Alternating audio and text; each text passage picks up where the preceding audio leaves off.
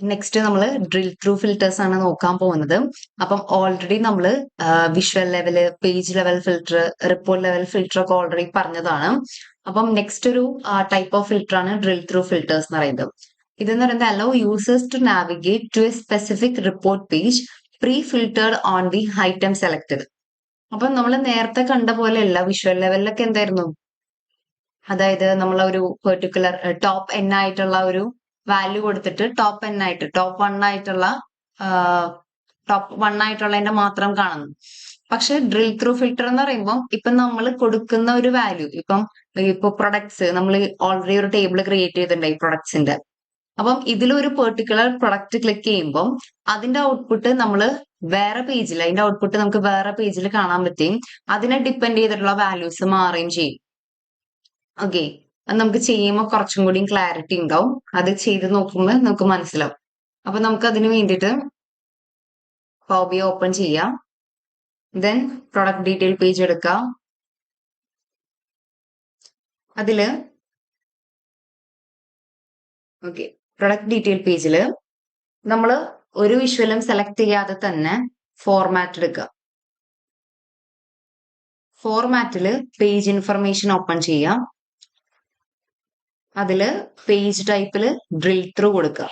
അപ്പൊ നമുക്ക് എന്താ ഇവിടെ ഓൾറെഡി ഡ്രിൽ ത്രൂ, അവിടെ ഒരു ഡ്രിൽ ത്രൂ ഫ്രം ഏതിന്നാണ് എടുക്കേണ്ടത്. അപ്പൊ നമ്മൾ പ്രൊഡക്റ്റ് നെയിം ആണ് ഇവിടെ കൊടുക്കുന്നത്. പ്രൊഡക്റ്റ് നെയിം കൊടുത്തു.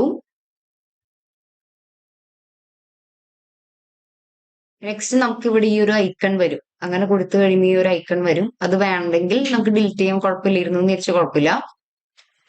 നെക്സ്റ്റ് നമ്മള് ഡാഷ്ബോർഡ് എന്ന് പറയുന്ന പേജിലേക്ക് പോയി. ഇപ്പൊ എനിക്ക് ഡാഷ്ബോർഡിൽ നിന്നാണ് ആ ഒരു വാല്യൂ എടുക്കേണ്ടത്. കണ്ടോ, പ്രൊഡക്റ്റ് കിടക്കുന്നത് ഡാഷ്ബോർഡിലാണ്. അപ്പൊ ഞാൻ ഡാഷ്ബോർഡിൽ ചെന്നു. ഇനി ഇതിൽ നിന്ന് ഞാനൊരു പെർട്ടിക്കുലർ പ്രൊഡക്റ്റ് സെലക്ട് ചെയ്തു.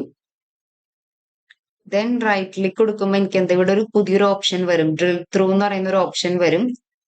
പ്രൊഡക്റ്റ് ഡീറ്റെയിൽ എന്ന് പറയുന്നത് നമ്മൾ ഓൾറെഡി നേരത്തെ പ്രൊഡക്റ്റ് ഡീറ്റെയിലിൽ നിന്നാണ് എടുത്തത് ആ ഒരു പേജിൽ നിന്ന്. അതുകൊണ്ടാണ് അവിടെ പ്രൊഡക്റ്റ് ഡീറ്റെയിൽ വന്നത്. ഓക്കെ, ഇനി നമ്മൾ ചെയ്യേണ്ടത് പ്രൊഡക്റ്റ് ഡീറ്റെയിൽ എന്ന് പറയുന്ന പേജിൽ ഒരു കാർഡ് ഇൻസേർട്ട് ചെയ്യാം. നമുക്കിവിടെ വാല്യൂ ചേഞ്ച് ആവണത് കാണണ്ടേ. അപ്പൊ നമ്മളൊരു കാർഡ് ഡ്രാഗ് ചെയ്തിട്ട് അതിലേക്ക് പ്രൊഡക്റ്റ് നെയിം കൊടുക്കുക. ഓക്കെ, പ്രൊഡക്റ്റ് നെയിം കൊടുത്തു.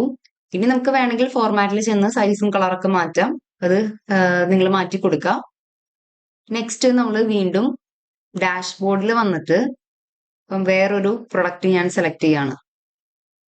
ഈ ഒരു പ്രൊഡക്റ്റ് ഞാൻ സെലക്ട് ചെയ്ത് റൈറ്റ് ക്ലിക്ക് കൊടുത്തിട്ട് ഡ്രിൽ ത്രൂ കൊടുക്കുകയാണെങ്കിൽ കണ്ടോ, ആ ഒരു പ്രൊഡക്റ്റിന്റെ പേര് നമുക്ക് ഇവിടെ പ്രൊഡക്റ്റ് ഡീറ്റെയിലിൽ കാണാൻ പറ്റും. അതിനെ ഡിപ്പെൻഡ് ചെയ്തിട്ടായിരിക്കും ഇവിടെ വാല്യൂസ് മാറുന്നത്. മനസ്സിലായോ? നമ്മളിവിടെ ഡാഷ്ബോർഡിൽ ക്ലിക്ക് ചെയ്യുന്ന ഒരു പ്രൊഡക്റ്റ്, ആ പ്രൊഡക്റ്റിനെ ഡിപ്പെൻഡ് ചെയ്ത് വരുന്ന വാല്യൂസ് ഒക്കെ ഇവിടെ മാറിയിട്ടുണ്ട്, ചേഞ്ച് ആയിട്ടുണ്ട്. അപ്പൊ വേറെ പേജിലും അത് എനിക്ക് ചേഞ്ച് ആയി കാണണം. ആ ഒരു പ്രൊഡക്റ്റിനെ ഡിപ്പെൻഡ് ചെയ്ത് വരുന്ന വാല്യൂസ് കാണുന്നുണ്ടെങ്കിൽ അങ്ങനെയാണ് നമ്മൾ ഡ്രിൽ ത്രൂ ചെയ്യേണ്ടത്. അപ്പൊ ഞാനിവിടെ മൗണ്ടെയിൻ ടയർ ട്യൂബ്സ് ആണ് എടുത്തിരിക്കുന്നത്. മൗണ്ടെയിൻ ടയർ ട്യൂബ്, ഇത് റൈറ്റ് ക്ലിക്ക് കൊടുത്തിട്ട് ഡ്രിൽ ത്രൂ ചെയ്യുക, പ്രൊഡക്റ്റ് ഡീറ്റെയിൽ എടുക്കുക.